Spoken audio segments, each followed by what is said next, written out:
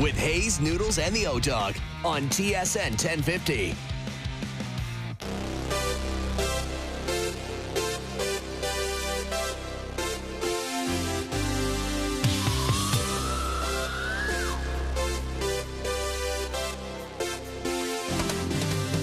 All right, here we go. OverDrive off and running. TSN 1050 on the TSN app, your home smart speaker, up on TSN 4, of course, streaming live on YouTube Live, up on TSN's YouTube channel. Brian Hayes, the O-Dog, Jeff O'Neill, Jamie Noodles McLennan. What's going on? What's going on?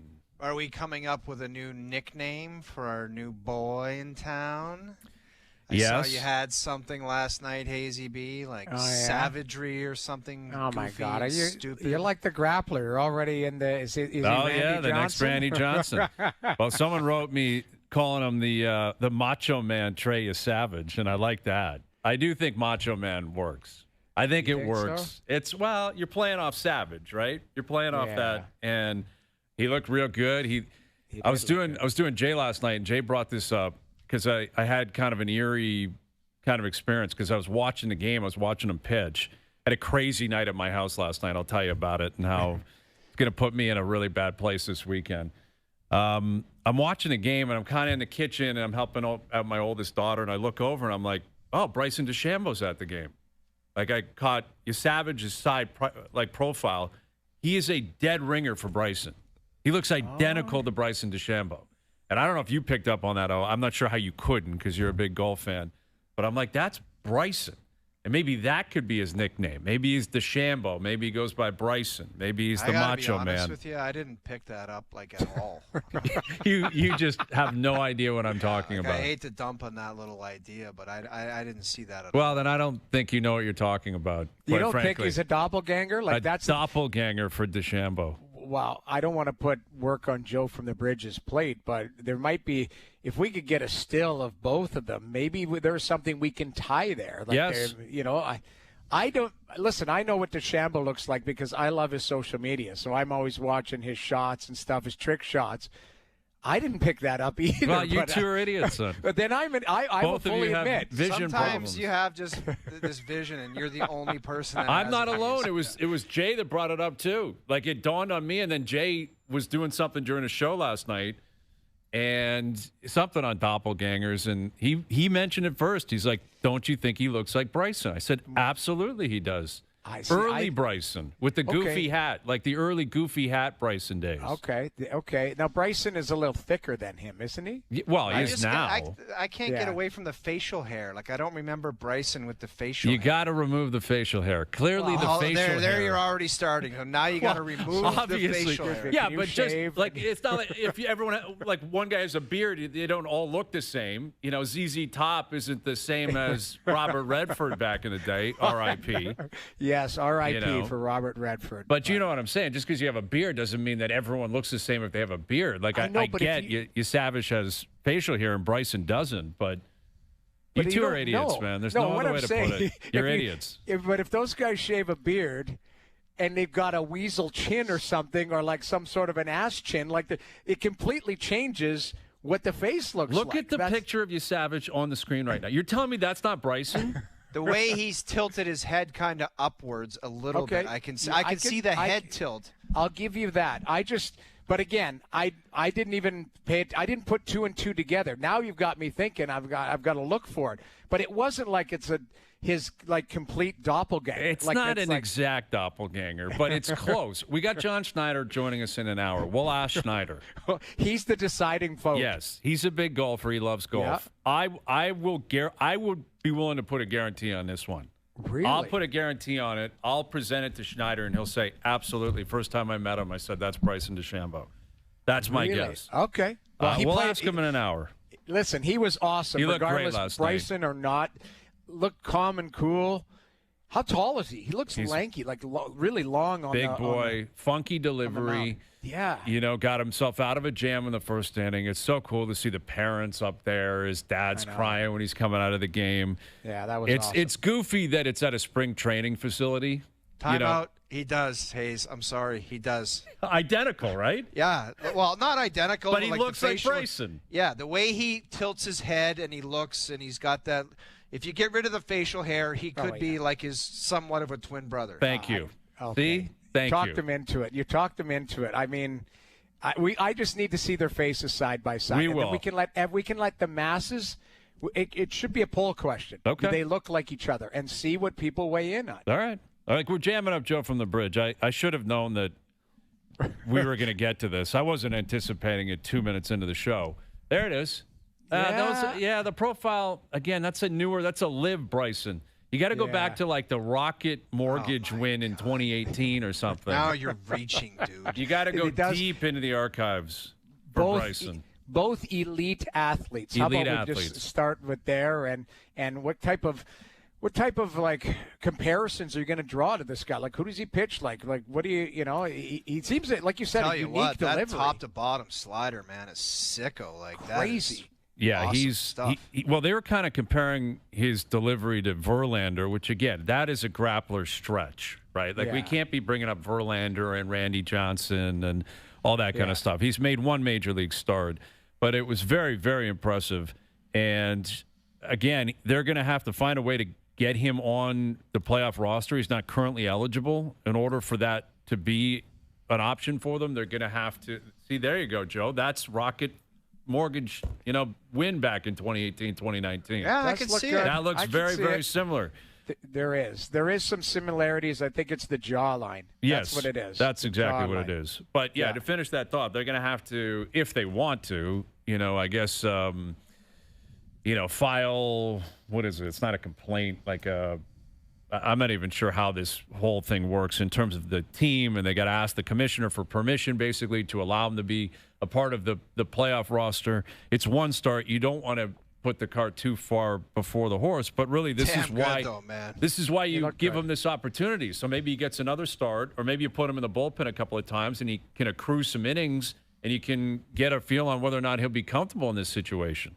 Big fish daddy and closing it up too. I love that action. So do I. 2 innings he gave him last night, and Hoffman looked good. It was a very well pitched game, and the Jays found a way to come back and win the ball game. Another come from behind win. Yeah, like it just they're comfortable in that setting, right? Like it's like we're not going to panic, we're not going to mail it in. Like I felt eerily like comfortable going. They can win this game. Like it was 1 point game, like 1 run game. Like to me, I was like, yeah, they can win this for sure. Absolutely, they've proven that all year. If they're within a couple of runs late in a game, then you have to give them the benefit of the doubt. They've earned that this deep into the season, and they did it again last night. So now the magic number just continues to drop. The Yankees lost again last night. They're a lock to make the playoffs. Like that, that is, we can be very confident in saying the Blue Jays are going to the playoffs. Yeah, they're 5 up on the Yanks now, aren't they? Now it's like if they don't win the AL East and don't finish with a top 2 seed in the American League, it would be a remarkable choke job. Disappointing. Yes, it would be remarkably disappointing. Like, I don't even think they have to go 500 the rest of the way. They got 12 games left. I think they win 3 or 4 games, they're in. Like 3 or 4, you're in. You've won the division. You're going to be a top 2 seed, and you're going to sit there and wait for the divisional series. And you have home field, and you're going to avoid the whole wild card debacle, which was an issue when they played Seattle and Minnesota. And they got positive news. That second opinion down in Dallas came up large for the Blue Jays today, because Bo Bichette, the news came back that his knee is okay and he just needs to rehab and give it a little bit of rest, and he could return, hopefully, for the beginning of the playoffs. That's why you get that second opinion. Maybe the other guy was like, take the rest of the year off, pal. And they were like, no, we got to get a second opinion. That's why you go get the second opinion. And I am curious, what do you send back to the first opinion? Like a middle finger emoji? That's it. What do you send back to the first opinion? Depending on who it is. Middle finger emoji. Yeah, but I mean, if it's a team doctor just trying to do what's best, and they're like, no, we're good. We're going to send him to a specialist in Dallas. You're like, that's a tough one. That guy's getting a middle finger emoji. I don't care who he is. Team doctor. I don't care if he works at a hospital in town. Yeah. That opinion is officially worthless. Yeah. We are going to be accepting the second opinion. Hand in your doctor card. You're a joke. You're out. You're out. We're accepting the second opinion. I don't know. So, yeah. And where are we at with this NFL scores now? I thought you guys were both picked winners last night. Yeah, both picked winners. And we were talking yesterday about, the perception of athletes. And I love Baker Mayfield so much. I love him. He is one of my favorite athletes. And Cleveland's such a joke. Yeah, I know. Exactly. Cleveland's such a joke, right? And, of course, they cut him loose. And here's the truth. Any team in the league could have had him. Any team in the league. He had to back up. Remember, he was in L.A. He was backing up. He was looking for a job. He was just saying, I'm out. Like, who is willing to accept me? And when you look at all these teams in the league who can't find a quarterback, Baker was right there for you. Pittsburgh could have had him. Orlovsky was saying if he keeps it going, it could be they all talk crazy after 2 games, but MVP type talk. Through two. Listen, I did one of those kind of bold prediction weeks on SportsCenter in the summer, and one of them was I think Baker finishes top 3 in the MVP. And wow. I don't really. You said that earlier. Go back and find the tape. You were like it's out there. You were trying to catfish fans or something in the cherry picker. You were, but all of a sudden now you're looking pretty good. Now I feel great. I feel great about the Bills Super Bowl, Bills-Packers Super Bowl. I feel good about Baker in the hunt.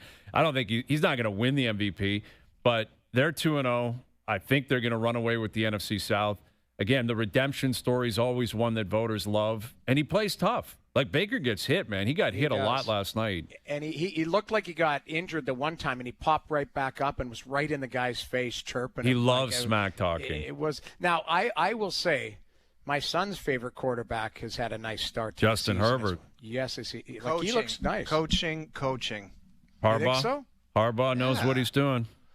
But he can flame out, though, because that's what's happened in the past. You're like, this guy's so good. He's so like, he's a big dude. Mm-hmm. Yeah. He can run. He can throw. He's got a hose. And then all of a sudden, it goes you're like, south. What happened to this guy? Yeah. Where is this guy? I know, and that's the Chargers. And listen, he looked really good. Like, Khalil Mack, that injury was gruesome last night. That's concerning for the Chargers. I didn't hear the latest on him, but I got a feeling he could be out maybe the whole season or certainly for a long time. They lost their left tackle in camp, and yet the Chargers, 2-0 against divisional rivals, that one on the road, and that was never in question. And Harbaugh, that's it. He's an eccentric guy. He's a different cat. You hear him talk, and you're like, I'm not quite certain where this guy's going with a lot of the dialogue, but he is a brilliant football mind, and wherever he goes, he wins. He won in Stanford. He won at San Francisco. He won in Michigan, and he's going to win in L.A., I believe that. I don't know if they'll win a Super Bowl, but they're going to go to the playoffs, a lot of times with Harbaugh as their coach. And that's ultimately what you need in the NFL. Modern day NFL, you need a very good coach and you need a very good quarterback. If you start with those two, you're in the driver's seat. There's the driver's seat comment for you. Again, but that's what they got. Harbaugh I think you need Herbert. both, though, right? You do need both. And now he's got Harbaugh. Just let's see what he can do. But as I mentioned, Hayes, he always seems to flame out and have that game where you're like, I know. Mahomes just dummies them, and it's like, what were you doing? Throwing it all over the place, and it's like that. You're the Chargers. You're still the Chargers. Well, I don't know if they can get over that, man. You have to find a way. I mean, Herbert is a talented quarterback, and like you said, he's got all the tools. At some point, don't you think when we talk about these, highly skilled athletes, regardless of any sport, you're going, at some point, are they going to turn the corner? Is this guy going to, find that next level? Is the light going to finally go on?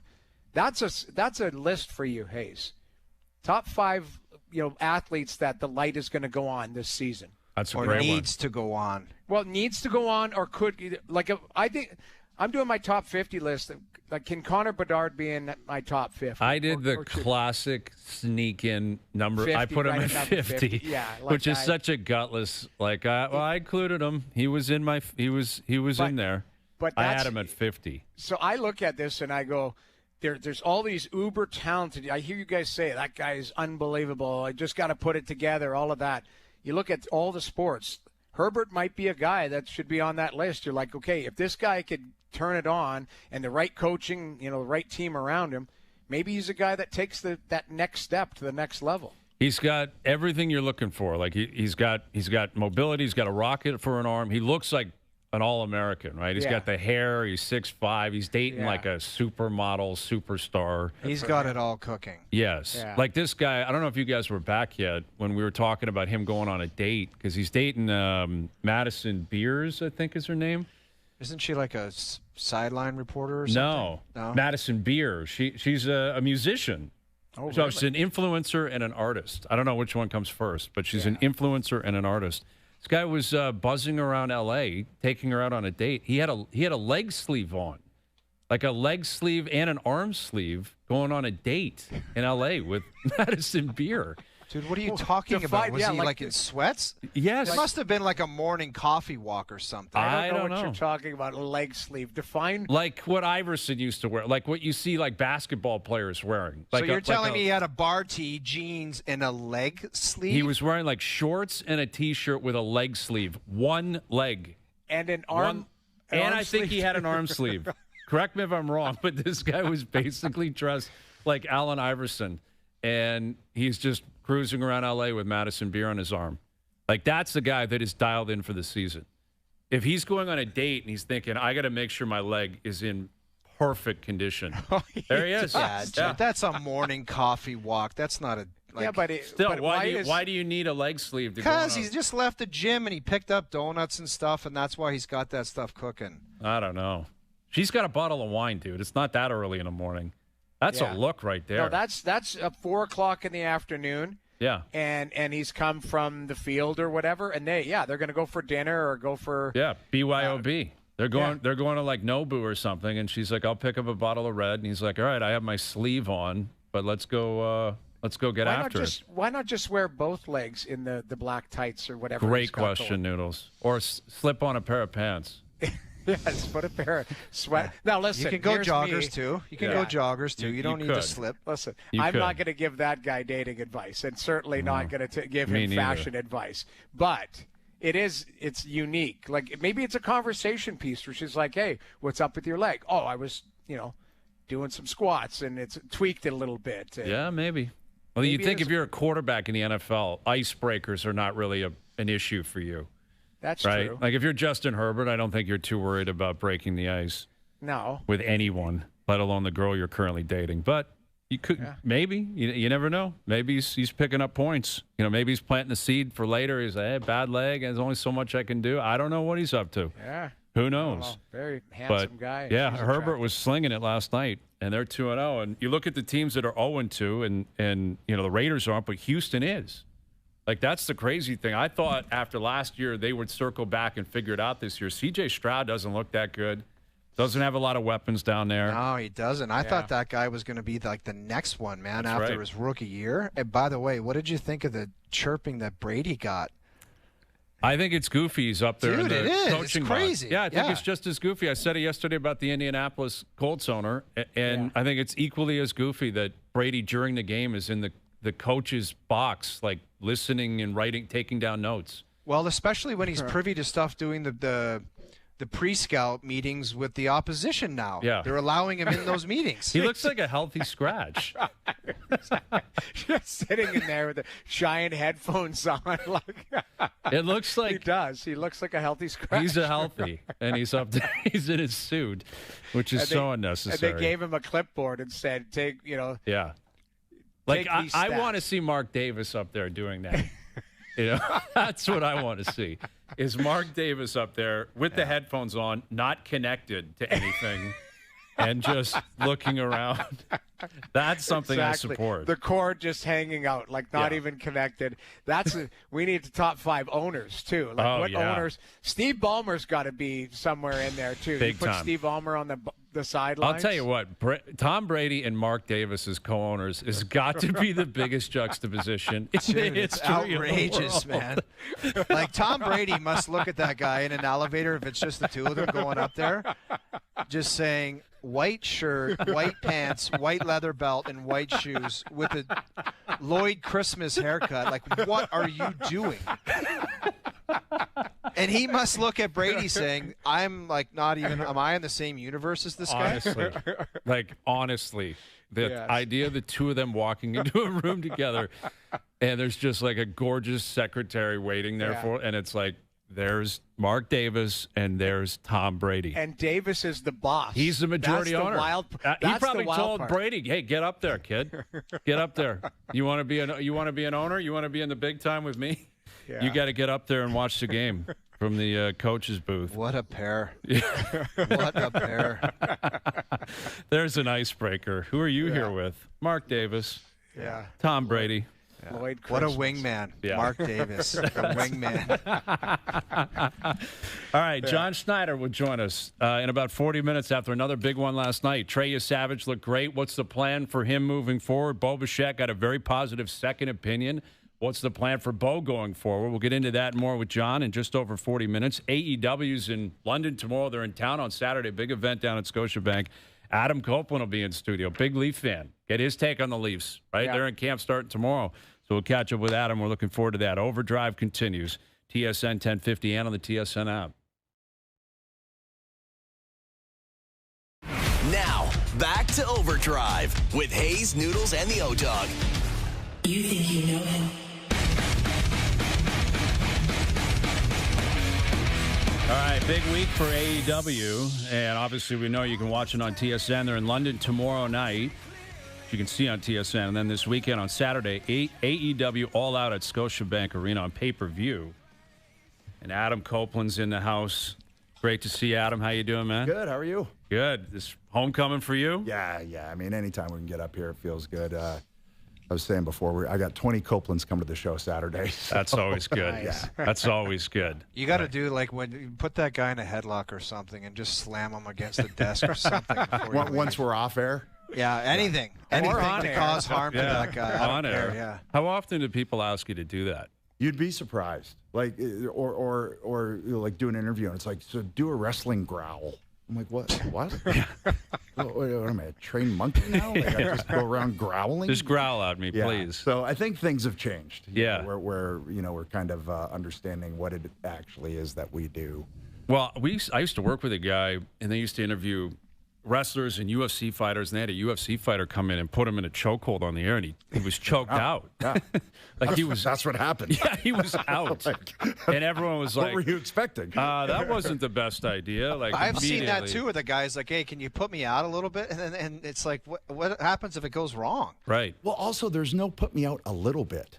Yes. Or whatever they say. It's yeah. either you're Right. going out Yeah. Yeah. or you're Or awake. you're going to be awake. I always wanted the cross-faced chicken wing to hand it out to somebody. It's like that. Isn't that one of the more famous moves, or is that not? Am I Not making that up? really, but it's a good one. Yeah. It's definitely a good one. Bob Backlund, when he came back and was a crazy character there for a while, and he Right. used it. Well, Noodles a Westerner, right? So Noodles, you used to. Where did you go watch wrestling I all the grew time? up in like Stampede wrestling with the Hearts and like that's old school stuff, right? So that was that, and like I wasn't in the house watching it, like in the stadium watching it. I'd watch it on TV, Ed Whalen and all that. Yeah. But that's kind of where I grew up watching a little bit of wrestling and kind of lost touch. But it's nice to circle back and see a good Canadian boy that has dominated. Absolutely. Yeah, it's. I grew up on Stampede too, so I just watch as many different things as I could get. So we got like international wrestling out of Montreal. There was Stampede out of Calgary, and then you had BC All Star Wrestling out in Vancouver.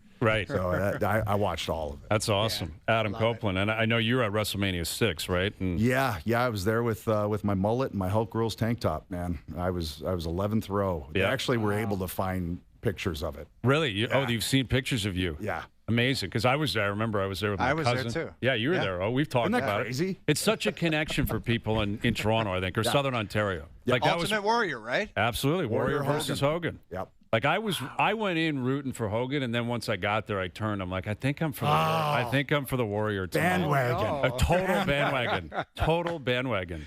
But that was incredible, man. And Andre the Giant was on that card, and watching him walk around was like incredible. Being there and just feeling the electricity of that, it's cliche, but you really could. Like, it just felt amazing in the Dome that day. And, I was already hooked anyway, but, I mean, if there was ever any doubt. That was your inspiration to know, I got to give this a real shot. I'm doing this. Right. Yeah. And were you in radio broadcasting at some point? You went to school for that? I went to Humber. You went to Humber. Yeah. That's there it is. Look at that mullet. Look at that mullet. That mullet. Now I have a mullet again, but it's a pseudo mullet compared to that thing. That's like legit. And then look at my mom up to my shoulder on the other side. Bless her heart. That's awesome. That's great. That's awesome. So were you thinking about what do you think you would have done? Like top 40? You think you'd be doing what we're doing, talk radio or something like that, in a different life, or what? Truly, the reason I took it is because I thought it would help me with my wrestling promos. Oh, yeah. And it would help me with the mic, and it would help me with my timing, my inflection, telling stories. And it did. It did. And I also thought, okay, if I break something to the point where I can't do this, then I have a fallback option. But I really thought it would help me with just speaking. That's a huge part of it, isn't it? And it really is. And it really became even that much more so as I started to get into the industry, where it became almost more important than what you did. Like the storytelling and being able to work that, right? Yeah, and just being able to be handed a microphone and go, okay, you got 9 minutes to fill. Mm-hmm. Okay. Is that how it works? Like more or less, like that's how it worked when I came in. 9 minutes to fill. Yeah, I remember that because we were 5 minutes before Raw was about to go live, and they said, okay, you got 9 minutes. Wow. Oh, right. Thanks for that. I guess you're going out there thinking, okay, I got to work the crowd to an extent, clearly, but like how would your internal clock be working there? Because it is a tightly run show, like AEW, whatever it is. It's like if they say 9 minutes, that doesn't mean you can have 15. No, that means you got 9 minutes. Come in on your time because now you're affecting everyone else on the show. Right. So yeah, it's but I love that part about it. I love that you're live without a net and you're just having to figure this out. I've always kind of related it to stand up. I mean, if your stand up isn't hitting, if they're not picking up what you're putting down, then you better change it because El Paso isn't the same as Seattle. So that audience is going to be different, and you need to be able to pivot and ad-lib accordingly. And, Tough to get them back in, though, once you join out. It is. It is. When you it's pivot possible. and it stinks. It's possible, I've seen great comedians where it's like, I can't get this back on the rails, and they just start making fart noises and stuff. Start growling at people. That works. There you go. Just growl. Just start growling. Yeah. But most comedians have like a go-to joke that they'll spin into that they know that kills, right? Sure. They find some sort of semblance of a routine. But Adam, were you always athletic? Was that your first choice to be in wrestling, or was it hockey or football? What did you want to be? As a kid, it was Kiss, it was the Maple Leafs, and it was wrestling, and in no particular order. I loved hockey, but I also realized, from a single parent family, we couldn't afford it. We didn't have a car, so I couldn't. That limits a lot of what you can do. Yeah. So pretty quickly, I had to give up on that one. But I realized that hockey equipment is more expensive than spandex. Valid. Yeah, so fair. You can maybe get those. this wrestling career. Yeah. Did you ever get to meet Kiss? Because Noodles met Kiss, and it did. Who did you meet again? Noodles. Gene Simmons several times, and it didn't go well one time. Well, Gene was Yeah. He was a creepazoid, unfortunately, and I was disappointed because you sometimes want to meet your idol, and sometimes when you meet him, you're disappointed. This one, I was a little bit disappointed. It's a long story, I won't tell you, but he was creeping me out and the girl I was dating at the time too, so it didn't go well. Well, so I had all of my like adolescent figures. I went and saw Kiss with Hogan, and so I met Kiss while I was with Hulk Hogan. No way. Nice. Which That's for awesome. 10-year-old me, I'm just crazy. like, if Sylvester Stallone walked in, that's it. That's The like trifecta. all of it, right? Throw in Daryl Sittler or something. my God. Wendell Clark. Wendell Clark. All right, Wendell. Yeah. Throw in Wendell. Yeah. Crazy. Nothing wrong. I love Sittler. Sittler's great too, but Wendell's the guy. Wendell's my guy. I'm with you there. Wendell's my guy. Adam Copeland with us. So how does the Toronto market rank in terms of wrestling, in terms of excitement, knowledge, the crowd? Like, there's a long history here in Toronto. There really is, and our crowd always comes out full force. Like Saturday, they're going to be nuts. Especially you got me and Christian Cage, who I haven't teamed with in like 15 years. We're going back and teaming again. Both local guys. Local guys, yeah. So that's super fun. But the Toronto crowd's they get it. Yes. They know the assignment. They come to have fun. That's the way it should be. Yes. We have so many guys around. Like the guys back there, they're probably more my nervous to meet JP. you than anyone else. It will feel the way a Leafs game should. Yeah. Like, honestly, Margot Robbie could walk in and they'd be like, I'll go talk to Margot. But you're in here, they're like, we can't do it. We can't talk to Adam. There's no way. A lot of grown fired men. up. JP is fired up back there. Doogie and They're JP jacked. are just, They're noses stuck against the glass. Yeah, It's they're so embarrassing. jacked that you're here. Yeah, my basically my demographic now is grown men and grandmothers. That's right. Adam Copeland in town. AEW Dynamite is in London tomorrow night. And, of course, AEW All Out is at Scotiabank on Saturday. You can watch that on pay-per-view. How are we feeling about the Leafs this year? I think, I said going into last season, I don't think the point totals are going to be there as much in terms of just single point totals for each player. But I thought they'd do better in the playoffs, and that's kind of what happened. Mm-hmm. I think this year they're not going to be quite as I don't know if they're going to be number one seed. Yeah. They won the division last year. They won the division. It's a rarity for the Leafs. They never do that. Yeah, and I don't think they're going to win the division maybe necessarily this year. But I do think it's a tougher team now.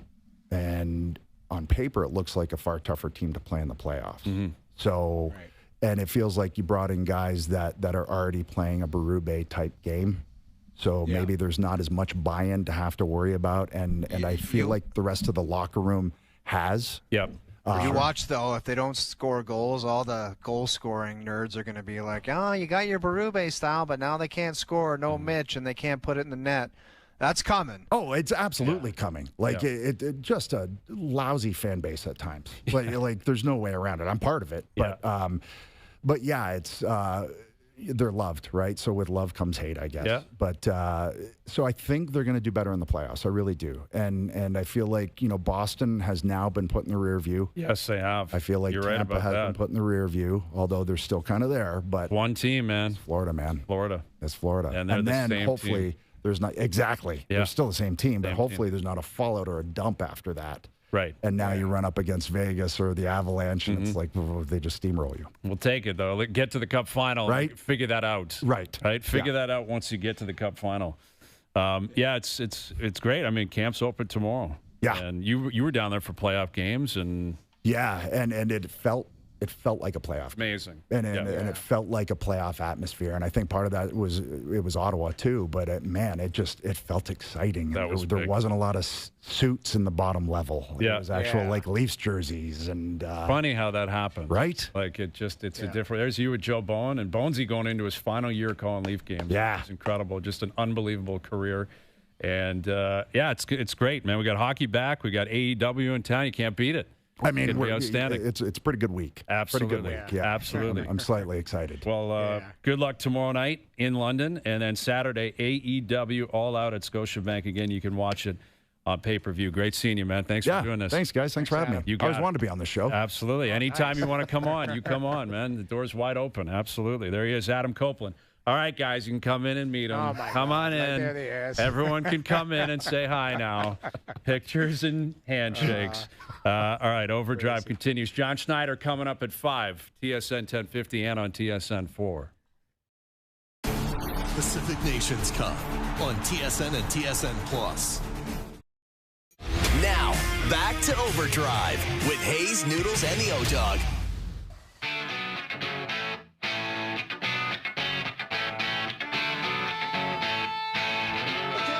All right, OverDrive continues, powered by FanDuel, bringing you everything from the opening line to the final score. Joe from the bridge stormed down to catch up with Adam Copeland, and they're talking about the Leafs out there. He's never going to get out of here. Like, We're going to he's have no never- fauntings or anything for the Nothing. rest of the show because Joe from JP the didn't bridge- pull any wrestling moves. JP, he came out in a luchador mask, and it freaked him out That a little wouldn't bit. scare him. That wouldn't scare him at all. That scared him a little bit. That might end the relationship with TSN. Yes. JP in a luchador mask. But no, it was great to see him, and I just saw Craig Buttons walking around. Craig's here. I saw Bruce Boudreau. Like, hockey's in the air, and I'm sure you guys saw it today. JT Miller, the new captain of the New York Rangers. I thought that was strange. I'm sorry. You guys tell me.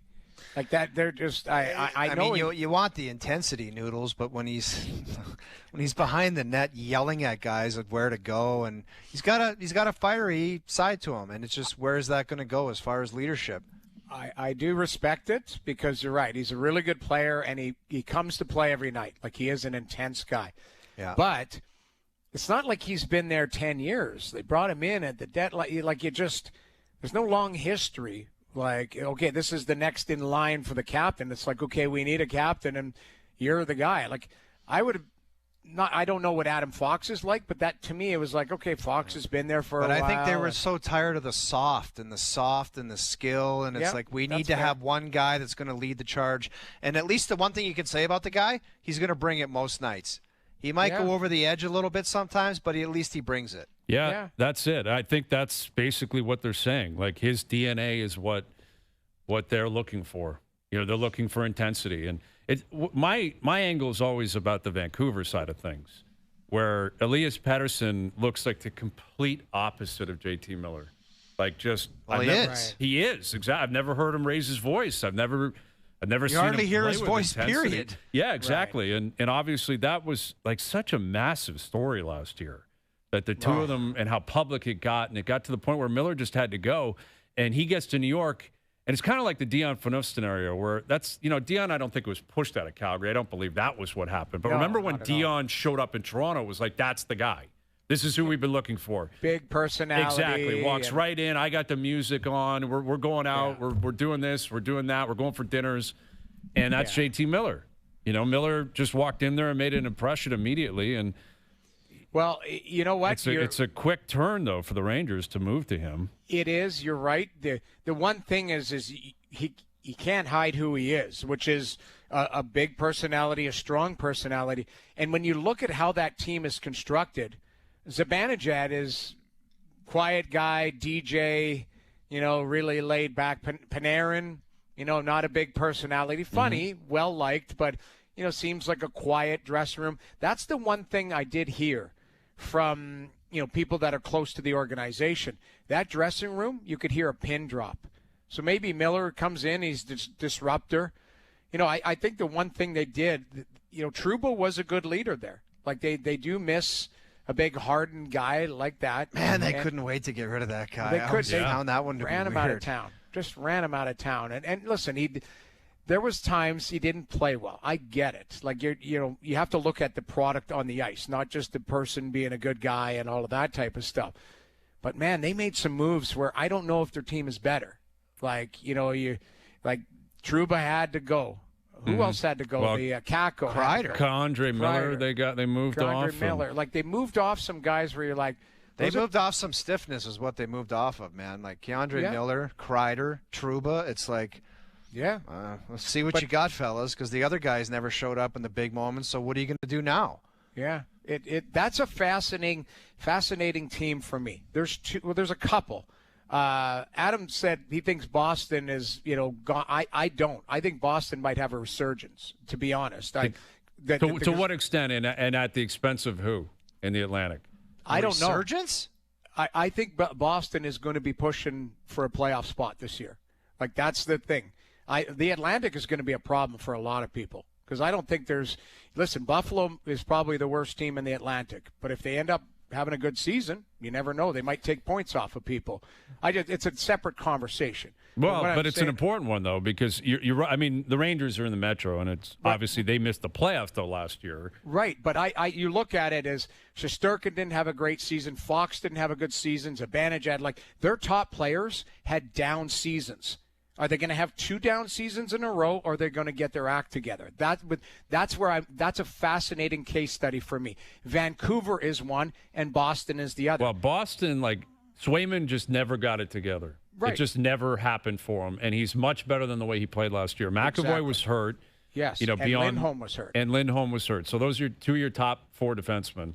And up the middle of the ice, they had issues. The thing is, they just seem to invest in the wrong guys. Like Pasternak is a lock every single year for 50 goals plus and 100 points. Who's dishing it to him this year, man? I don't have an answer. That's the thing. I look at who scores in Boston.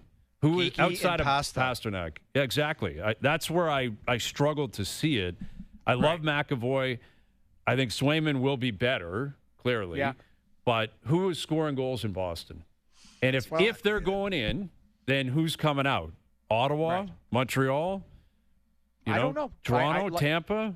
I don't know who's coming out. You just asked the best question. Who is putting the puck in the net for those guys? Because Morgan ain't doing Geekie it. had what? What did he have last year? What did Geekie have? He had a career year, and 30, again, right? Pasternak is going to do it every single year. Yeah, it doesn't really matter who he's playing with. He's going to score. But I think you're right. But listen, all I'm saying is that there's not the Atlantic seems to be bunched up again.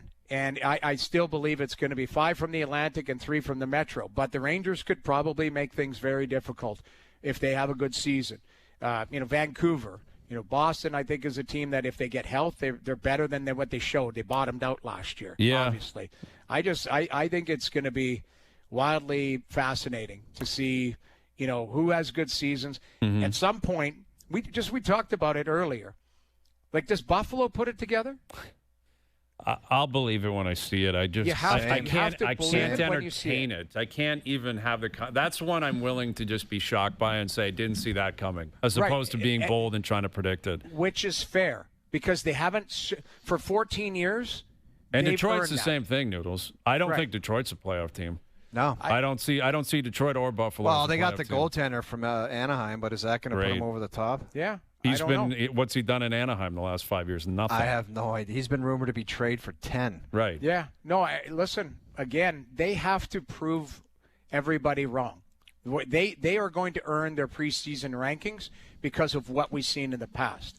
What I'm saying is if there's another level for some of the young guys in Buffalo, if Detroit, again, puts stuff together, gets health, gets goaltending, these teams they're not like last place in the league. That's my point. That's the interesting thing is it'll be. Could they be though? That's the thing. I hear you. They're probably not. But like last year, Boston was real close to it. But they bottomed out. They shut everybody down. I know because of injuries, and they traded away. guys. They moved off Coyle. They moved off obviously Brad Marchand.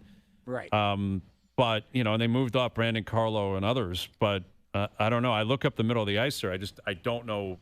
Don't know who's supplying offense outside of Pasternak. Geekie had 33 goals and 57 points. Like, this was a massive discrepancy. Pasternak had 43 goals, 106 points, and Geekie was second in points with 57. Yeah. Like, that's. I think it's tough to judge, though, on last year because no, I understand that. But, again, I'm not sure. Is Geekie going to even replicate that? I don't know. I look at Boston. I don't have them in the playoffs. I guess that's what I'm saying. I don't think they're in the playoffs. And if they get in, I think what Adam was saying was like we're talking a playoff, daunting task to beat them. If they get in, it would scream wild card to me, and they would not scare me. Yeah. Again, subject to change once the season starts. Obviously, they're in that place, the Bruins, where it's like you're going to get in, but what exactly are you getting in for? Well, listen, because you might just get crushed. And that's what that was right. Ottawa, Montreal last year. It goes to say, like, why are you getting in? And it's that middle area in pro sports where it's like you're not good enough to go deep, but you're just good enough to get in or just miss and not get a lottery and get crushed in the first round. So what the hell are you doing? I think like none of those teams in the Atlantic are rebuilding anymore. So it'll be interesting to see how much they've. Jamie, nobody's rebuilding anymore. Everybody's good. Remember? Pittsburgh, I know. Pittsburgh should, and San Jose is trying to turn, and Chicago. All of those, the teams that were in the last place last year, are trying to get out. But someone has to be in last place. Right. Like I get it. You're not planning on it, but someone is going to be. Yeah. Someone is. I don't see Boston as a last place team. That's my point. I probably wouldn't put them there either. Right. That was my only comment, was that the Atlantic is going to be, again, the toughest division in hockey. It is, and that's, for me, there is no team that is in a rebuild. There's teams that have been poor, and we put them where where we think they're going to be. The Buffalo and Detroit have earned that. Yeah. Boston, I think, is a team that bottomed out last year with injuries and inconsistencies and all of that. That's all I said. It was a fascinating case study for me. Some teams don't tell people that they're rebuilding, Jamie. They just play like it.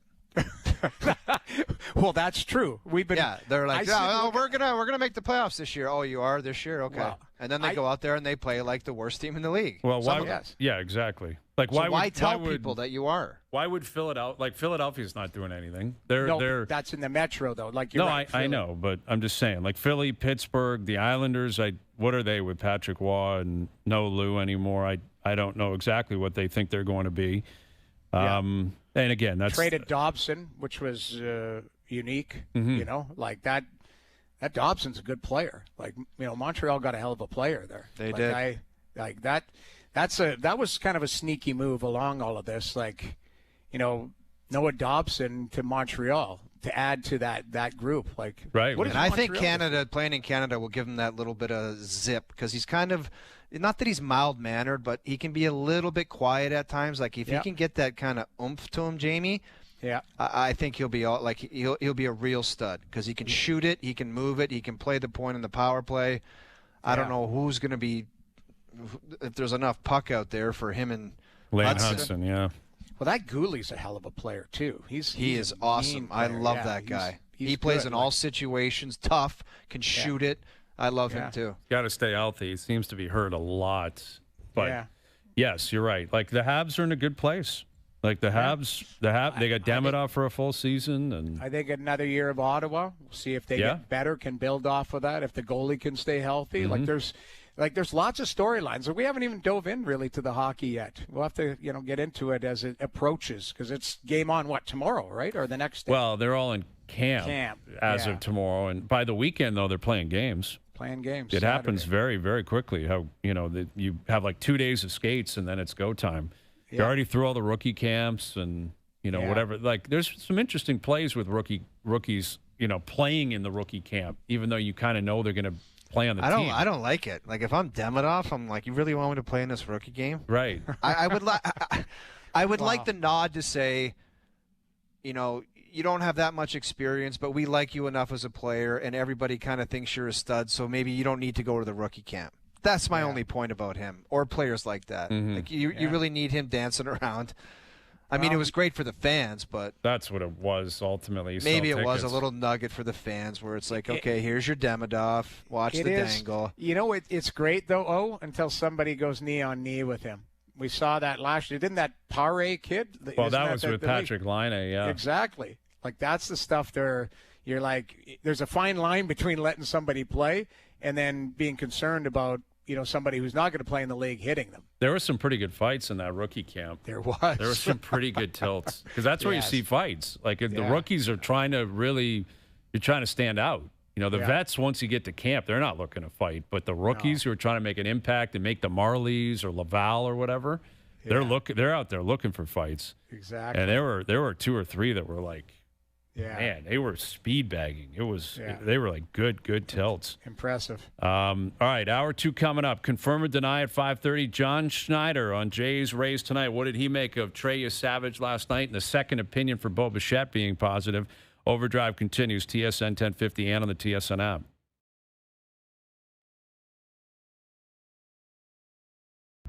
This is OverDrive with Hayes, Noodles, and the O-Dog on TSN 1050.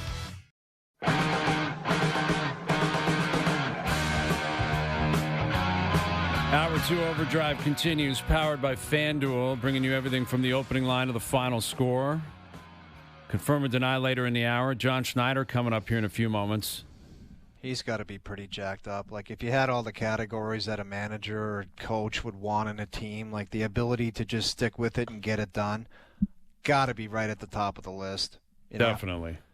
And it's not necessarily all skill. It's just sticking in there and finding a way to get it done. He's got to absolutely love that. Love it. Yeah, it's a great night after night, man. It looks kind of nail biter, and then they find a way to get it done. Mm-hmm. Perseverance.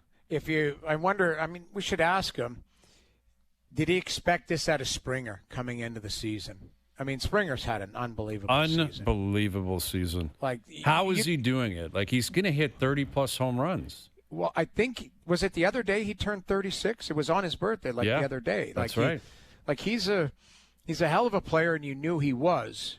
But from where it was last year compared to this year, it's seems like night and day. So I wonder if John saw something different, or just maybe a down year last year and a response year this year. It doesn't seem like it's maybe a mechanic mechanics, that type of stuff. But I don't know, man, because I don't recall ever seeing anything like this where it's basically a career season for George. Certainly a career season as a Blue Jay. And the last 2 years were a real struggle for him. Last year in particular was really ugly. And his numbers, he's got 29 home runs. He's got an OPS of 943. He's got a 4.2 wins above replacement. He's DHing a lot, but he's also capable of playing in the outfield, and he's been doing that, clearly with injuries and having to move different guys around. Seems like he's getting down and under it and just smashing it all the time. Yeah, he's incredibly clutch. He's back hitting leadoff, which I thought those days were gone for him. Yeah. God. Those days, and that's what he was in Houston, and that's what he was when he arrived in Toronto. But the last couple of years, man, there were times they were hiding him in the lineup last year, hiding him with no expectation. And now tonight again he'll DH, and he's leading off, and it's him into Lucas, into Guerrero, into Barger, into Kirk. Kirk back behind to play with Barrios on a mound tonight. And last night was just a bonus with your Savage showing up, your number one prospect who was drafted a year ago. Yeah, and he said each level there was a little bit of nerves, and he was able to get over that and perform. And he did the same thing last night. What a stud, man. Incredible. Yeah. I mean, what a stud. It was just an impressive first outing. Family there, the whole nine. Yeah. Unreal. But he does look like he seems like he's got the complete package. Like a big guy, powerful arm, tremendous poise too. That's the one thing. A lot of times you see guys who come up or from the minors, all that type of stuff, and there's nerves in their game. This guy had tremendous poise. Yeah, he did. It was awesome. 9 strikeouts. Yeah. 9 strikeouts for a debut. Yeah, he almost had an immaculate inning last night. Just incredible how well he pitched and how well he performed. And it is strange though that they're in a pennant race in September, and they're playing at a spring training facility. Yeah, that was terrible. It's bush weird, league. I'm man. sorry, it's weird. Yeah, it's weird. Got hit foul, and he's like, "Oh, that hits it." They go, that hit out to the parking lot because there's no sides over there. Like, what? The announcers even sound different in that ballpark. They do. Yeah, you're right. Buck sounded like he was on a different planet. It had a different sound to it. I don't know sounded why. like he was in a Winnebago calling that from a game. I was thinking that. Maybe he was. Yeah, where's Buck? What's happening here? Because the whole sound system's out of whack down there. Yeah. You're right. And it was a weird night for broadcasting because Chris Fowler was doing the play-by-play for the nightcap game last night, the Vegas Chargers game, and you could tell he was fighting it. He was losing his voice, and he was really struggling. That's tough. And it's so tough for a broadcaster to be in that position. If you're doing play-by-play and you're losing your voice, it's the worst such feeling a in the grind, especially a big game like that. That's Monday Night Football, week 2. Yeah. You got a bad voice. It doesn't matter. You're drinking honey, you're doing all these mixtures or whatever. You can't do it. You're trying your hardest. You're trying your hardest. It's and the worst. Fowler was grinding it out last night. But, it's just a weird vibe. I mean, the Jays are fine with it. I guess it's better than the Trop, and we know obviously why they can't play at the Trop. But, you're chasing down the American League East, and you're playing at the Steinbrenner Field in September. And they're back there tonight. Here he is, the manager of the Blue Jays, John Schneider. How you doing, John? Hey, fellas, what's going on? Doing well, thanks. Yeah, it's great to catch up with you. Is it strange to be in a pennant race playing at a spring training facility in September? A little bit, we were here in May, and we've really talked about not making this a thing, and it's still Major League Baseball, but I think it's a little bit more unique for us because we come here in spring training all the time, and we're kind of just used to that being the thing here. So you got to treat it like a regular game. But, it definitely has a little bit of a COVID feel, things like that. It's just a little bit unique. Yeah, it is. But it worked for you last night. And, man, it worked for the kid, Trey Savage. What a start for him last night. 9 strikeouts. He goes 5 innings. His family's up in the stands. It was amazing. What have you learned about him? What did you learn about Trey Savage last night?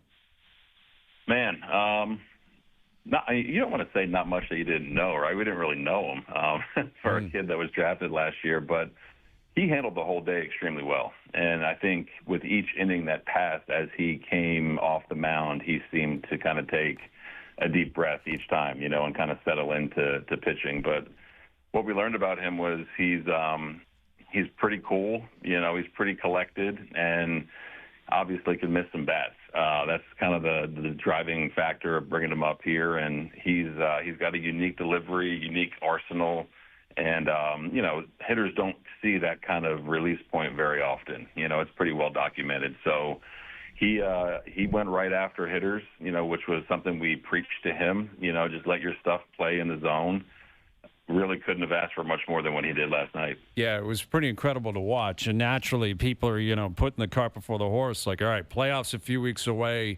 What happens now? He's not technically eligible to be a part of the playoff roster. Can you take us through the plan with him? Like, what's next for you, Savage, the rest of the regular season? And can he possibly factor into the playoffs for you guys? Yeah, I think in terms of going forward here the next couple of weeks, again, we brought him up because we thought he could just help us win.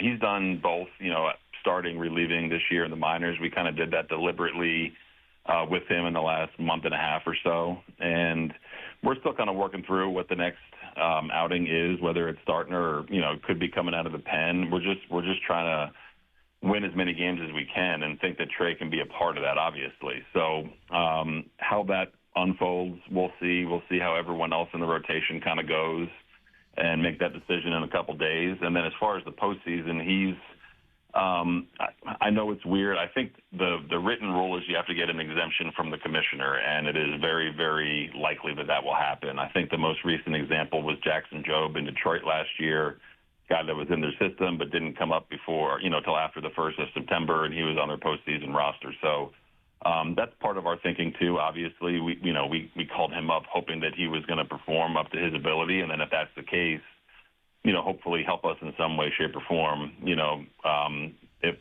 When and if hopefully we get to the postseason. So, not really worried about that going forward, and just kind of want him to continue to pitch the way he's been pitching all year. John, you've been around the game a long time. When you see young guys come up, is there something that you need to see for yourself as a manager to, gain confidence in a young player, especially a young pitcher that carries himself that way in his first start? Yeah, we all know about his stuff and, where he was drafted and why and things like that. We look at things, how he handles himself throughout the day, between innings, on the mound, running game stuff, how he executes a game plan, all that kind of stuff in real time. And the first outing is always a tricky one, because there's going to be nerves, there's going to be anxiety, there's going to be excitement, no matter where you're playing, no matter who you're facing, right? So we're looking at kind of how he navigated a day as a whole, and he was really, really damn good, Can you throw strikes? Can you kind of slow things down a little bit? And he did that with each inning that went on. So that was, to us, just as encouraging as what the stuff was. Okay, we need you to vote on something for us. And oh, boy. Basically, break the tie here, because I think he looks just like Bryson DeChambeau. These guys don't. Ooh. Do you see DeChambeau when you look at Trey Savage? Yeah, I could see it for All sure. Right. Yeah, I can. No, yeah. It's the way you frame That that didn't question. sound very convincing, man. You frame you say it's the way you frame the question. I was Brian. leading. You're forcing the person listening. Yes, exactly. You definitely led the witness. I led the witness there a little bit. Yeah, that did benefit me. I think he looks like Bryson. But anyway, with John Schneider, we saw today. Everyone was very happy to hear about that second opinion for Bo Bichette. Sounds like it was a very positive one. Does that mean the first opinion was a negative one? Like, take us through that process, why Bo felt he needed a second opinion, and kind of where the team takes it from here on Bichette. Yeah, I think, the first one wasn't a negative one. I think when you're trying to find the right timetable for a guy to hopefully get back, you just want to kind of cover all your bases, and you work with the player, you work with the training staff to see what that looks like. And I think kind of just confirming what the first, meeting with the doctors was important for everyone. And, Bo was back here in Florida. He was over at our complex this morning getting some work done.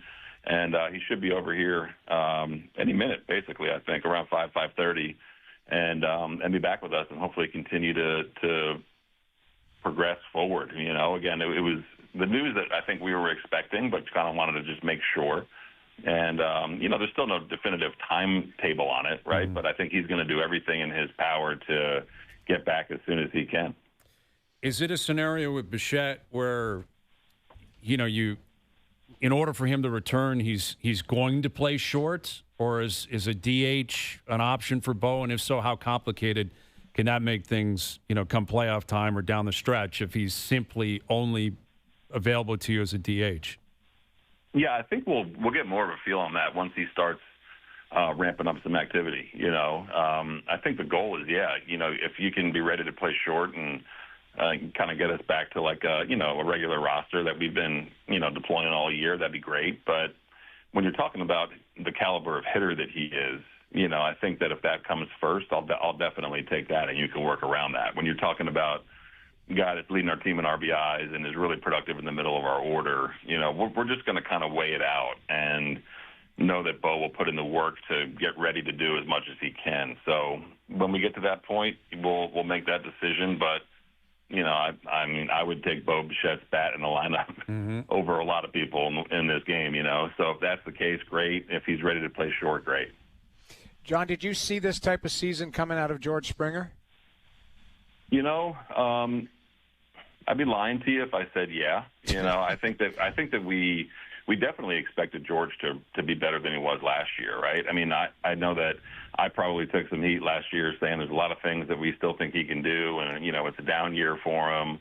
And he attacked them, in the off season. He was working through it in spring training, and I know there was a lot of people talking bad about him in spring training based on results, and we never lost confidence in him. And I've never lost confidence in George just because of how athletic he still is. He can still run. He's still really strong. He's swinging the bat faster than he did last year. He's really hit it off with our hitting coaches, David Popkins and Lou Ionati and Hunter. They've made some changes. So we definitely were expecting George to be more productive than he was last year, but he's really kind of taken his game to a new level. I think it's arguably his best year since he signed here and best year in a while in his career overall. So that's been huge for us, to where you look up, he's hitting 300 with 29 and 80 and stealing bases. He's been right in the middle of everything we're doing. So he's been so good.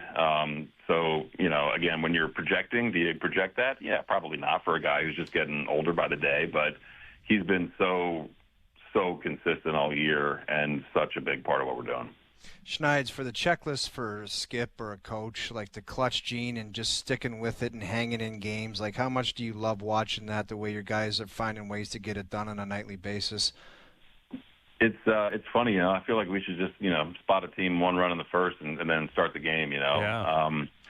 These guys, man, it's, for one, the camaraderie, the chemistry in this clubhouse. I've said this all along. I wish, the common fan could kind of be in here every day and see how they operate. Part of it is that, and part of that is real, and it gets contagious. And part of it is kind of how we're built, too, where if you do get down, I think that we have the pitching and the defense to keep the game kind of where it is, to keep the game at arm's length and able to come back. And then you put kind of our offensive profile into it, where we got guys that can hit the ball to the park. We got guys that can put the ball in play.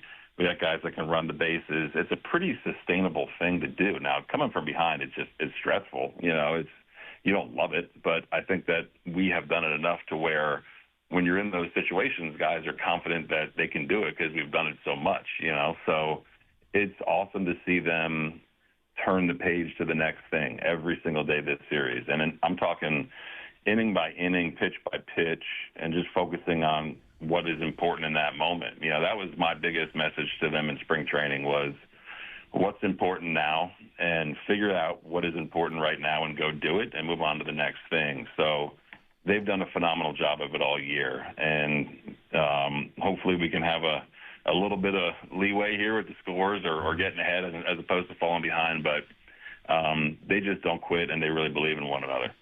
With John Schneider, Jays Rays tonight, and we had you on a bunch over the last couple of years, last year, the year before, and we probably started every conversation about clutch hitting and runners in scoring position and hitting for power, and everything is flipped this year. And I'm obviously that was point of contention, and that was something I'm sure you and your staff, everyone within the organization, realized. Okay, we got to find a way to flip this, and it has flipped drastically to the point where again, you guys, are in the driver's seat in the American League.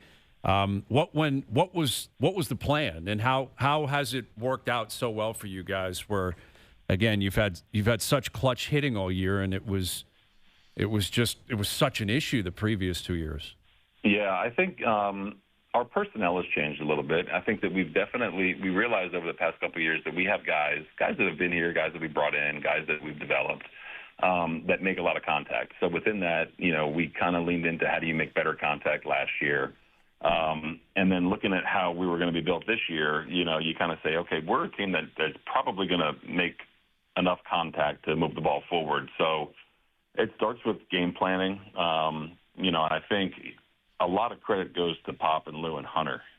We definitely have tweaked kind of our preparation in terms of meetings, messaging, keeping it, very, very simple for everyone, but everyone kind of having an individual plan based on what a pitcher may do to him. So the in-game messaging has improved from the coaches to the players. I think the confidence has improved in the players when they go up to the plate with a specific plan to execute. And, runners in scoring position can be a volatile thing, over the course of the season or from year to year. And I just think that when you're prepared for any situation, you just put in a better spot to go out and have success and to just do what we're asking you to do. So it's been a combination of a lot of things. We tried to address a lot of things in the off season in terms of finding the right matchups, whether it's pinch hitting or finding the right matchups, against a starting pitcher based on a guy's swing, and feel like we've really taken a lot of steps forward from a preparation standpoint. So circling back on you, Savage, here quickly in terms of who he's surrounded by, I'm just, I'm looking at the ages of your staff. You got Bassett's 36, Barrios 31, Bieber 30, Gosman 34, and Max is 41. They're all married. They all have kids. I don't think you could ask for a better situation though for you, Savage. If you're a young kid coming up, if you were to put yourself in his shoes, you got future Hall of Famers, you got studs, you got guys who have been around forever. I can't imagine the other, 5 guys are like hitting the bars on the road or anything. They're probably all asleep by like 9:30 or 10. Is this a perfect situation for a young pitcher to step into a staff like this? Yeah, it's pretty cool. I think that, we've had that for the past couple of years. We've had a lot of consistency. And then you add, it helped Eric Lauer when he was in the rotation, Mm-hmm. And then I think you bring in Biebs and he's just another guy, He's another guy that has won a Cy Young. He's been a frontline starter. He's been in postseason. He is very routine oriented. So that's been cool. And to have a young kid who got drafted last year be able to be around them. Now, everyone's a little bit different in terms of how they pitch and their pitches and all that kind of stuff. Max is pretty funny. He came up to me in the second inning yesterday, and he said, man, I thought as only Max can say, he said, man, I thought for a kid who was 20 years younger than me, he would throw harder than me. Just trying to give him a little bit of crap. But yeah. I think him having the ability to be around these guys and kind of, talk to them, pick their brain a little bit is going to be eye-opening for him. And, for a rookie kid coming up, making his debut in a pennant race, he's going to hear a lot of stuff, so it's a matter of what he needs to take in and what he needs to leave. But these guys have always been welcoming to whoever comes in. And for Trey, it's basically a dream scenario, I think. Yeah, it really is. And, I know you're somewhat superstitious. I'm sure you are. And you guys have not clinched a playoff spot yet, but Yep. you're on pace. At what point do you start, thinking about that, rotation and how you line everyone up? Is that something cigars, darts in the locker room, all of it. You got to plan it all out. That's right. Exactly. It's we've talked about it the last couple of days, with some players and obviously staff and front office and things, and it's you got to thread the needle a little bit to where, again, we're trying to win every game, and it's you don't want to at the expense of a guy's workload or a guy who's grinding a little bit physically. Everyone's kind of grinding right now physically, so you want to try to take advantage of some days off from bullpen guys, from regular position players, but you also still want to put yourself in position to win and not take anything for granted. So we've talked about it, but it's definitely it's a balance, and I think guys understand that and they're ready to contribute however I'm asking them to. As they should be. It's been a great run so far, and it's going to be a really fun stretch run here. So best of luck tonight, the rest of the series down in Tampa, the rest of the way during the regular season. And we always appreciate you finding time for us. Thank you, John. You bet, guys. Thank you so much.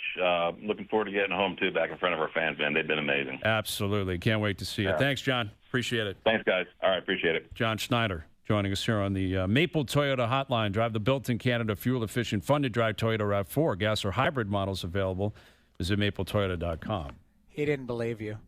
On Bryson? No. Yeah. No, I know. He was like, what are you talking about? I got a game tonight. Like, yeah, I could see that. Yeah, immediately regretted accepting the invitation with that question alone. He was good. He's in good spirits, and he should be. But exactly. You're right, man. They got to think. They're thinking, once you clinch, you have that party, right? Like you get the plastic in there, you get the goggles, you get the cigars and booze and darts. Romano with the darts. And it's Romano always had the darts going. Right. It's totally accepted. You watch it, it's always a scheduled loss the next day. Always. Because you know those guys have gone out all night. Always. And sometimes they get after it and they got a playoff game the next day and they still get torched. Well, you're right. Yeah, that is crazy. But I mean, if it's you're 6 games or 4 games left or whatever, and you wrap the next day, your best bets or whatever you name it, just fade whoever that is every time. Whoever. Exactly. And it's always seemingly a day game, outdoors in the heat. You can just tell some grizzled vet who has to play because of roster constraints is like, I'm going 0 for 4. I may not swing, and I'm leaving. Just get me out of here. But Jays are in a great spot. And interesting what he said about you, Savage. Like, basically, you didn't say it's a formality with the commissioner, but it seems very likely the commissioner would sign off on the ability to bring him in for sure and let him be a part of the playoff roster. Yeah, they need an exception basically, and they'll get it. So. And Bichette, again, there's no timeline. He's down there in Florida, but if he's available to take swings and hit, he'll be playing for him, which is, I think, what you're hoping for at this point with Bo Bichette. Yeah. So Barrios on the mound tonight, Jays, Rays, and again, the magic number is 4 for them to make the playoffs, to win the AL East. It's 7. There it is. Yeah, it's moving in the right direction. It's been a magical season for the Blue Jays. All right, confirm or deny coming up. Best bet still to come as well. OverDrive continues. TSN 1050 and on TSN 4. Now, back to OverDrive with Hayes, Noodles, and the O-Dog. I can neither confirm or deny that this is in fact a segment. Boston trades Andrew Raycroft to Toronto in exchange for the rights to Tuukka Rask. It's been my honor and a privilege to serve as the general manager of the Toronto Maple Leafs Hockey Club. It's time for confirm or deny. Do you regret giving all those gentlemen the no trades or no movement clauses? Well, I can neither confirm or deny that. I can't confirm or deny. All right, confirm or deny. Statements are made. It's very simple. We either confirm them or we deny them. It's not difficult. We've been doing this for a long time. It's like riding a bike. All right, let's stay with a consistent theme throughout the day. Confirm or deny. The Blue Jays need Bo Bichette in order to win a World Series. 100% confirm. Well, that's the biggest layup you've ever done on this one. You got biggest ever. Biggest ever. Okay. He's not in the lineup now. They're still winning. With pitching and defense. But you know what it's like, man. You got to have the clutch players, your big boys, all dialed in at the same time. Like, if you watch the Phillies play in the playoffs, like, they're big guns. Like, they're the ones that are getting it done. You need them in there, man. Yeah. 100% confirm. I'm confirming it as well. I do believe you need everything to win in any sport. You need your top players, and you need everything to fall into place. Health is a big part of it. So the health of Bo Bichette. Listen, I think they could probably win without him, but I think they do need him to win. I guess to get a World Series, it would have been different. You're right. If it's to win the ALDS, and I think they can win without him. I think it's going to be more difficult, clearly, but I'll confirm it as well to get all the way to a World Series. You're going to win the DS, the CS, and the World Series. You're going to need that guy in the middle of your order that can hit for power. It's clutch all year. Such a clutch season for Bo. All right, I'll confirm it. Moving along then. All right, confirm or deny. Lane Hudson would make Team Canada for the Olympic Games. If he were playing for Canada, he would be on the Canadian team. Dirty little question that is. Lane Hudson. I think he might because he's unique. I'm going to confirm it. I'm going to confirm that Lane Hudson would make Team Canada. I just think he's unique, and Canada doesn't really – I mean, they got Makar, who plays all the time. But then you want guys that are going to PK. I don't know. I'm going to deny it. Sorry. I got to deny it. Who's spot? Like, could he take? Well, 8 players Harley's? go, right? No, I know, but 8 guys I'm go. saying I'm just trying to break it down. Would he take Harley's spot? That's the guy. Like, It's reasonable. I think if he doubles down on what he did last year, and by Correct. Christmas he's on pace for like 75 What points. are you and looking flying. for him to do, though? That's the question. Because a lot of time when you got your power play guy like Makar and Taze, it's like you're looking for other guys to fill in spots. You know what I mean? And it's not fancy stuff.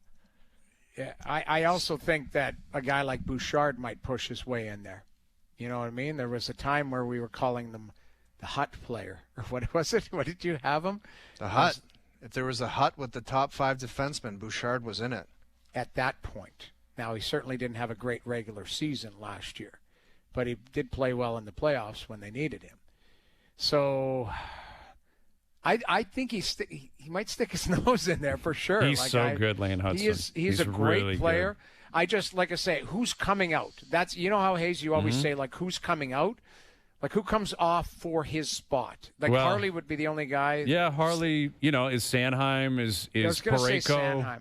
Yeah, Those guys play a different style. I would deny it because I think Team Canada overthinks this all the time, but it's reasonable for them to do this. Right. Is that, like, Lane Hudson defensively is not – it's not a strength yet. He's not a big guy. Right. He manages, though. He does. He got better throughout the year. He was great. And Quinn Hughes, McCarr, like those guys, they're not Scott Stevens either, and they're very valuable because of the way they can play and they can move the puck and they're so smart. But if he were to make this team in this hypothetical, it would be down the roster, and right. I think Canada would look at it and say they would prefer Shea Theodore Different over type him. of player. Yes, exactly. Yeah. They'd prefer a veteran. They'd prefer a guy they felt they could rely on maybe in defensive situations more than him, because I don't think he's quite ready for that. Thing is, though, 8 spots. Mm-hmm. There might be. I could probably find a spot for him. I really could. It just who's coming out. Like, is Drew Doughty? If you put it like that, Jamie, I think 8 so. spots. If you put it like that, 8 spots. I was thinking about like playing on like. No, I'm saying like there's 2 extra guys that aren't playing, and you just mentioned some guys, Parayko. Yeah, but what's the sense of doing that, though? I want to know if the guy's going to play dropping the puck, big game, listen, gold medal game. Right now, and tell me if I'm wrong, Team Canada, the quarterback of the power play is Cale Makar, correct? That's not changing, right? And on the U.S. side, it's Quinn Hughes, correct? Mm-hmm. Like, so that's his style of game as quarterback, all that. Now, you can play second power play, you can do all these types of things. I think Hudson's a special player that you try and find a spot for, but then again, at the expense of what? Maybe somebody that you want to penalty kill or somebody. It's thin, but I could try and find him a spot. He's so talented. I would bully my way in there. I don't know how he was not invited to the American camp. I know. It was weird, man. That's a really weird play. Give him an invite for crying out loud. He just won the Calder, playing in Montreal of all places. Yeah. And he had one of the great seasons we've seen in a long time. Yeah. Even if you know you're not going to pick him, why would you not want him to get a taste of that? Experience, Exactly. And the American defense is really deep. It's really good. And I think he'd have to somehow be better than he was last year in order to get himself into that top 8 for the Americans. Right. Because I think they're pretty solidified based on what they have and what they showed at the Four Nations, and that was without Quinn Hughes. Yeah. Like, Quinn was hurt. True. He didn't even play in that. Yeah. But like, Lane Hudson's going to have his day. Same thing, Dustin Wolf wasn't invited either. And again, he's probably not one of the 3 goalies being picked, but still, why would you not have Dustin Wolf hanging around? Here's a crossover question for you. Would Dustin Wolf be invited to your Canadian side? Yes, 100%. He might be starting for them. He might. Jordan Binnington did a damn good job. I get it. Binnington, I get it. And I think Binnington probably would, based on history and based on, Cooper clearly loves him and everything. But didn't Army come out and say goaltending is our most open position? And yet they said that. They didn't invite anybody else. They only invited the 3 guys. Well, I thought I heard in a quote, Army said that's our most open position. Well, I think they can be flexible because there's timing. If you have a guy who has a good start, we talked about Logan Thompson had a great season last year, didn't get invited. Team. Right. Like I think that is something where there can be some flexibility. But for me, Jordan Binnington he's starting game 1. unless he absolutely falls off a cliff here this season, which I don't see, but I don't know. I agree with you. He's clearly the guy. Yeah. But beyond that, it's open season.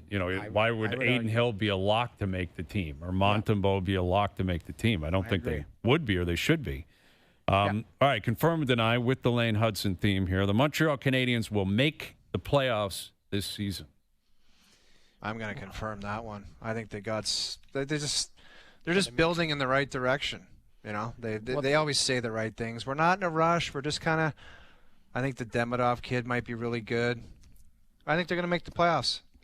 Well, they made it last year. Just lost to Washington, right? Yeah, they got bullied out of that series. They've lost 4-1 I think they'll be better. Series, but I say yes because I think they're a better team this year with experience. Like you add another player, but you've got young players. We just talked about Lane Hudson. What's he going to be like in year 2? And it is a scary thing, though, Jamie, where you're young and you make it, and it's like same with Ottawa. It's like you got to back it up to not take a step back, and then so teams or everyone's not looking. Oh, that was a one and done, and now you're 2 or 3 years away from being 2 or 3 years away. Yeah. It's a scary proposition. Yeah, year 2's it's big, scary. Man. It really is. Like you've got to send a message quickly if you're Travis Green and Marty St. Louis that you got high expectations and you got to follow through. Like Montreal got hot down the stretch. Ottawa was pretty consistent all year. They were pretty consistently in it, and they were pretty steady. Montreal post 4 Nations were just like they were rock stars. They were on a roll. They were on a roll, and I think it's more likely Montreal's got to prove it more than Ottawa. And I get Ottawa just made the playoffs for the first time in a long time, but just based on how consistent Ottawa was for the most part last year. Ottawa was farther ahead in their progression of the rebuild too, right? Like that's their. Who do you think has a better? Who would you pick though as a core moving forward? Like if you pick the 3 best forwards, the 2 best defensemen, and the starting goalie, Ottawa or Montreal? I say Ottawa. No, I mean I'm biased, but I mean I'll take Sanderson over Hudson. I'll take Ullmark over Montembeault. That one I would. And I'll take. I mean Stützle. I'm taking Suzuki over. I'm taking Suzuki over Stützle all day. I'll say, but they don't have Brady. They don't have a Brady. No, they don't. But could Demidov be more? Could he match him in a totally different style of play? Clearly, but that's pretty close, man. That's pretty close. Yeah. I don't think you can hand Demidov that status yet. But Caulfield had a really good stretch run last year too. Yeah, he's a good player. Yeah. I just think. I mean, I look at it as I think Ottawa's way deeper down the middle. It's Tkachuk, Stützle, and who would be their third if you were picking a third guy? Batherson. Third forward. Batherson. Is it Batherson? Yeah. Could it be Pinto maybe with another year? I love that. You guys know I love that Pinto. They got Kirby Doc. Like they, sorry, that's not Montreal. Sorry, Kirby Cousins. Doc. Sorry, Dylan Cousins. Yeah, I still think you got to give Pinto a little bit of a look at center ice. Bergeron type role. Put Stützle on the right and Brady on the left. Just give it a shot in preseason. Mm-hmm. Yeah. You never know. You never know why. Sanderson versus Hudson's a great chat, though. Both Americans, too, right? Yeah. Both fighting for that American team. And Sanderson's ahead of him right now just based on experience and age. Well, Sanderson is an elite defender. If you look at his numbers, elite defender. And then you add in the offensive stuff. Hudson, I think, is better than him. I think Hudson's better than him offensively. But Sanderson is a complete player. Mm-hmm. Like he's a superstar for me. Yeah, like he is legitimately a superstar, #1 defenseman. Like that's okay. That's I'd go Ottawa. I think I'd go Ottawa too. Like I love Suzuki. I do too. Love I like Suzuki. Nick Suzuki, great leader, great guy, great player. Consistent, man. Man, he's consistent. Yeah. But I mean, that's what I was talking about when we look at these teams. Like they're heading north. Like these are the teams that are expected to take that next step, and push in the Atlantic. Like that's the biggest thing. Like you look down the middle right now on paper, it's Suzuki, Doc, Newhook, Evans. That's what they've got, right? Like I think Ottawa has Stützle, Cousins, Pinto, Eller. Like that's 3 pretty good centermen that are all 24 years old and under. Mm-hmm. Like that's pretty impressive. Yep. And then Tkachuk, Batherson, you got Giroux back. Yeah. and Perron, Greg. Yeah. And then the fourth line. Yeah, I would go Ottawa, I think, with their core. But Montreal, again, Demonov's going to be a big part of that. If Slavkovsky ever, takes a consistent step. He did last year. Yeah, he was good. He was good. I just, I don't know if he's ever going to be like a star or anything like that, I guess is what I'm saying. Is he going to be a guy that is like a true rock star, or is he just going to be a really good player? This we'll find out. But he just he's 21 and had 51 points last year in 79 games. What did Nyes have last year? 29 goals and 55 points at like 23 years old. Mm-hmm. But that's what I'm saying, though. Is Nyes a star or I don't know. He's a star player right now. Is he? Okay. I don't think he's a star. I don't think Matthew Nyes? Yes. Big, strong guy like that you can label hit him and a score. star, like a star in the league. What else is he? 29 goals? You know how hard it is to score 30 goals in the National Hockey League? What else would you classify him as? Am I missing something here? Matthew? Yeah, he's a really good player. It's semantics in terms of how everyone define. It's all arbitrary how you define it. Right. Superstar, star. Star is that. Like I would consider Brady Tkachuk a star. I don't think he's a superstar. I think he's got a superstar last name. Okay, well, if you're going to label Brady Tkachuk just a star player. What I'm saying, though, he's star plus, isn't he? A star, like is Nylander a star or a superstar? Is Willie? I think he's on the high. Now you're getting into a category where it's like really dicey. Yeah, I know, and it's close. And Nylander's so would star Brady Tkachuk. plus as well. Totally, right. I get it. But you know what? Nyes is a step below those guys. Right. Like that's. Okay, he's a really good player. He's loosely defined. A really good player. It's loosely defined. That's what it is, though, because they are stars in certain situations. Others, that's when you look at it. So I think they are on the cusp, and if not, they are on the trajectory of being star players. Mm-hmm. Let's end That's it that way. good way to rank. It's a good ranking, though. It's a good conversation. Like where superstar, star, very good. Yeah. Like you keep. There's no point wasting time once you get past that. But you look at the Eastern team, the three teams in Eastern Canada, like Cole Caulfield. Yeah. Is he a star? I think Cole's a star. Hit 40 goals last year. I think Caulfield's a star. He's not a superstar. Yeah, he's a star player. But I think he's a star, and I guess that's what I'm saying. If Suzuki is, I don't think Suzuki's a superstar yet. I think he's got a chance. Again, it's all arbitrary. It doesn't really matter, but. Right. Anyway, all right, let's finish with this one because we haven't talked McDavid in a while, and tomorrow he shows up and puts the jersey on and does his team picture and does his physical and all that. Yeah. Confirm or deny, if McDavid plays the season without a contract, he's leaving Edmonton next July 1st. Oh, man, we had to do this one. Well, but this is the new reality. It's non-negotiable where it's middle ground. It's like confirm or deny. It's reached a point now where everyone was like, nah, it's nothing. He's just taking his time. He'll figure it out. And now they're in camp tomorrow. And maybe he signs tonight. But I'm not bracing for like November 13th out of nowhere or 4-year extension. I could be wrong, clearly. We'll see. But why would you do that if you're McDavid? Like, why would you not just, if you're going to sign the extension, why would you do it? Why wouldn't you do it before the season starts? So once it starts, then to me, it's like, all right, everything goes on the table at that point. Yeah.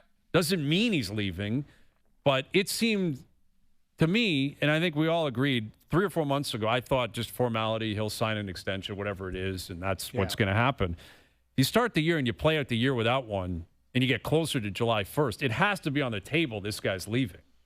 Doesn't mean he will, but it has to be on the table. Well, for sure it has to be on the table, or else he would have signed a contract. Exactly. Now it's entered your head if you're anybody involved. You're like, maybe it could happen. Exactly. Like if you're Jeff Jackson, you can't have your feet up anymore. It'd be like, at some point you got to start getting a little bit nervous, you would think. I still feel they know what the plan is there, but the longer it goes, I've got to be consistent saying this. Like, what are you waiting for? Like, that's the question. Like, that's the longer it goes, are you waiting to see something or waiting or looking? That's why I'm going to confirm this. Like, if they play out the season and it's June and he hasn't signed, I don't know. Maybe he pulls a Brock Besser and goes, screw it, I'm coming back. And if it's a short-term deal, maybe he can sign it on July 1st next year or August 1st. Who knows? To me, it would just. it would reek of something going on. This guy goes throughout the whole season and is thinking of hitting the market to see what's out there. That would terrify me if I was Edmonton. That would suggest to me that was always his plan. Yeah, so, I'm still denying it because I think he wants to win a cup in Edmonton. Oh, I don't dispute that this year. Yeah. So depending on if they win, like that's the other thing. If they win this year, I think all bets are off. If they don't, I think he signs. So that's interesting. Win and leave. Maybe he's leaving that door open again. Oh, I definitely think if there was only the 1 year, like nothing left, and he won, he's gone. Because you got it done. He wanted to win in Edmonton, and then there's your cup, and go play somewhere else. But at the end of the day, like I'm still denying it. But and the longer this goes, you can't help but just go sniffing or whatever the thought process is because then you keep going. What do you need to see? Like, why wasn't this done in July, August, September, October, you name it? Like that's. You have to think realistically about it, but I still believe he's signing a short-term deal. Okay. To try and get things done there. Yes. Okay. All right. But I could be wrong. No, listen, no one knows at this point. Everyone's waiting to see what's going on with him. Yeah. And we'll find out. Well, it's either way, he's playing for Edmonton this year. He doesn't want it to be a distraction, but yet we're going to be talking about it every day because I love that line when you're the best player in the world and you don't have a contract after this year. You don't want it to be a distraction. Yeah, it's going to be a great line. It really is. It's a distraction, believe me.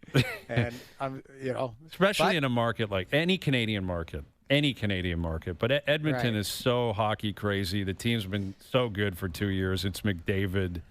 Yeah. It's kind of getting noisy down in the Minnesota there with this Kaprizov character too. Like I don't know what to believe. Getting a little contentious. Yes, I don't know what to believe. So, you think about it like it's different with Kaprizov, but they're in the same boat. That guy he screams like the Blackhawks or the Rangers. Screams so? I hope not for Minnesota. Like they got to. I'd be so pissed if I offered him that money and he just scoffed at it. Like, come on. Yeah. Yeah. Like, I've got him they've been pretty good to the guy. Like, they paid him. He's been great there. And now all of a sudden it's just, but you know what it's like with those type of markets when you get a hot shot that wants something different. Who knows? And the bigger, I don't know what's going on there, but I'd be pissed if I was the team, man. Billy Guerin. And Billy, you guys know Billy Guerin doesn't screw around. Yeah. Well, that's the crazy thing. That's a guy they probably flip, right? Like if he just shuts down negotiations, they might trade him. What a deal that would be. Well, that's there's a few people out there that need deals that if it doesn't go right, they might be on the market, right? Yeah, you're right about that. Haven't heard anything about Kyle Connor. No. Yeah, another guy in a market in Winnipeg. I think he wants to stay there though. Little Birdie told me that. I hope so. Let's hope so. I like him. Ehlers, we were talking the same thing about him last year. Mitch Marner, we were talking about the same thing with him last year. Yep. All right, there you go. Confirm or deny. Best Bets coming up. OverDrive continues. TSN 1050 and on the TSN app.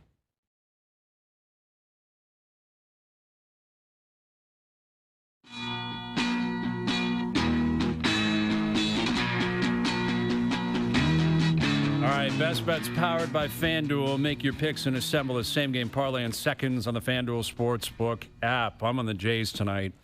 I just think they keep rolling. Barrios, he had a good outing the last time out. He's been a little bit dicey at times down the stretch here, but I like the Jays tonight. Rays are done. Their season's over. Jays winning tonight. Addison Barger to record a hit. Vladdy Guerrero Jr. to record an RBI. That parlay paying plus 346 tonight.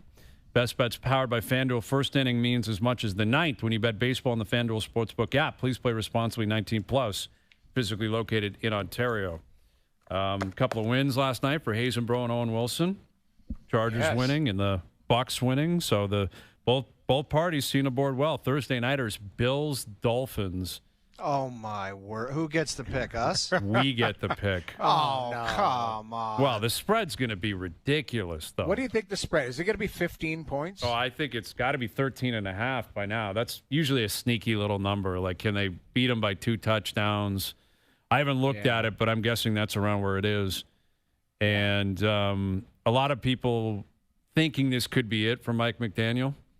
Go up there. It has to be. Yeah, just get pumped. and then you're out. And move on. Yeah. Go up there, get pumped, 0-3. Then it's a bit of a long week for the next coach to come in and try to settle them down. And there's probably some odds on that, and I can't imagine they're very flattering for Mike McDaniel. Just listen to the guy's pressers, and then that's all you need to see. Yeah. He sees you got to lose, win and lose. You got to win to win and lose when you lose. Yeah. Like, all right.